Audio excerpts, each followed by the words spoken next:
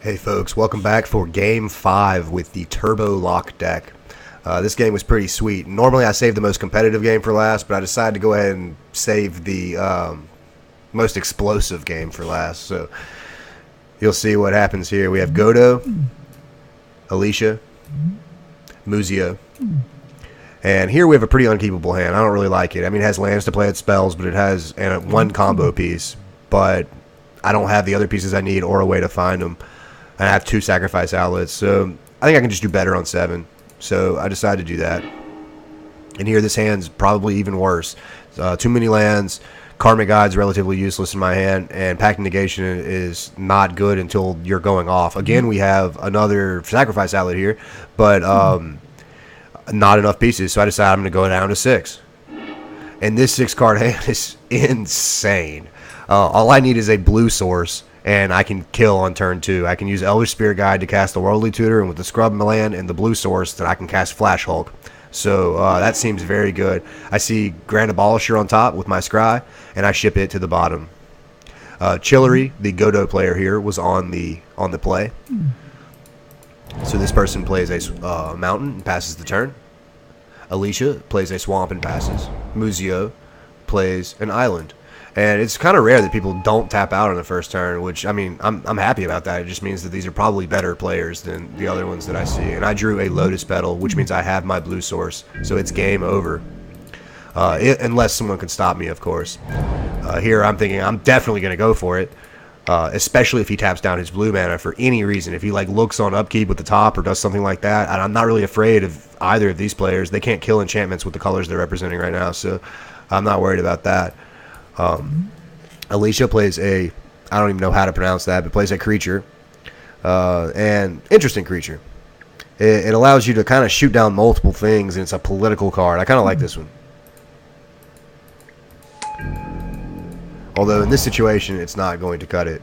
And Muzio over here plays Lightning Greaves, and now it's Force of Will or Bust for him. If he does not have a Force or a weird, free counter spell of some kind, then it is over. So I use Elvish Spirit Guide and Worldly Tutor to go ahead and get Hulk, put it on top of my library.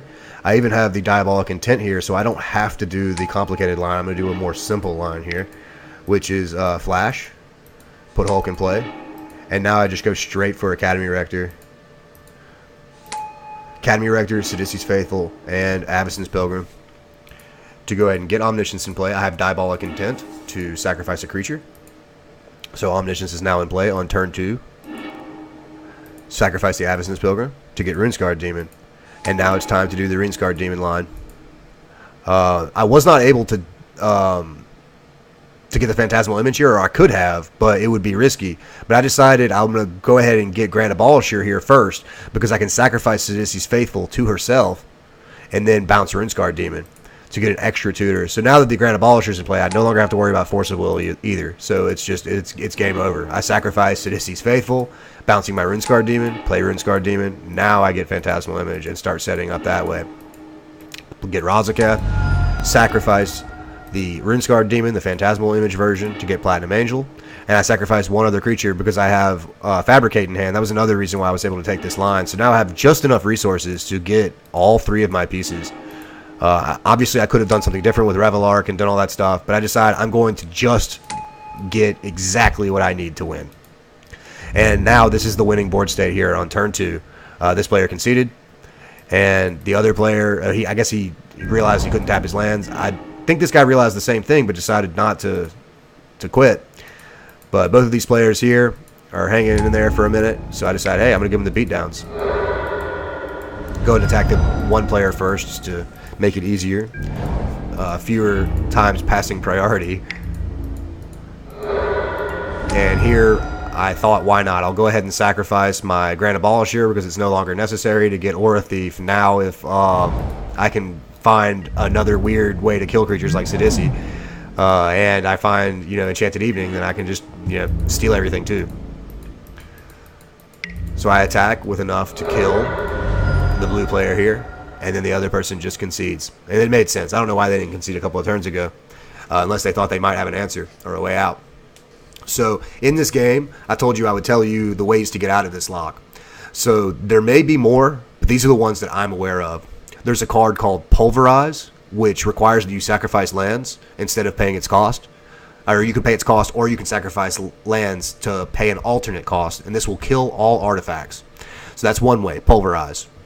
The other way is that this does say that all permanents in play and not in play are colorless.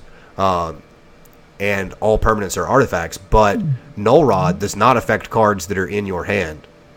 So you can exile Simian Spirit Guide from your hand and cast a 1 green mana artifact destruction spell, which there are a few of those.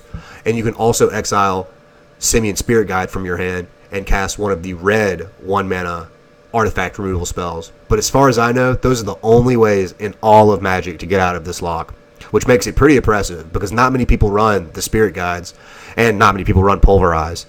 So that's it. That's the only ways to get out of it. If you know another way, I'd like to know. Please leave it in the comments, and I'll look into it. I hope you guys enjoyed this set. This is Raging Poo signing out.